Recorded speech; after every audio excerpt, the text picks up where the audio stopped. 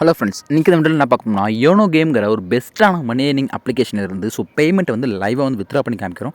Skip பண்ணா பாருங்கள். இது முழுக்க பார்த்தீங்கன்னா ஒரு ஏர்னிங் அப்ளிகேஷன். அது பெட்டிங் ப்ளேஸ் பண்ணி தான் மணி ஜென்ரேட் பண்ணுற மாதிரி இருக்கும். ரொம்ப சிம்பிள் கான்செப்ட் தான். ஃபர்ஸ்ட் ஆஃப் ஆல் இந்த ஆப்போட லிங்க் பார்த்தா டிஸ்கிரிப்ஷனில் கொடுத்துருக்கேன். ஸோ மறக்காமல் யூஸ் பண்ணிக்க. இப்போ வாங்க வீடியோக்குள்ளே போகலாம்.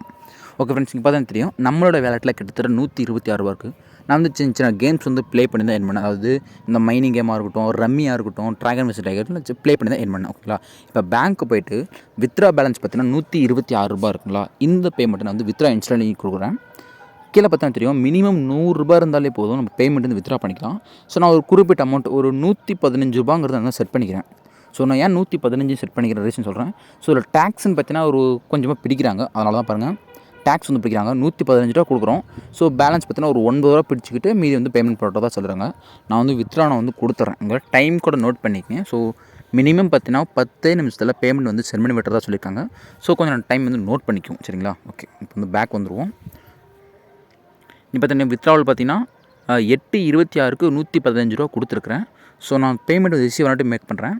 இப்போ தான் தெரியும் கிட்டத்தட்ட 8:42க்கு பேமெண்ட் வந்துருச்சு. ₹115 கொடுத்தா ₹115 வந்துருச்சு.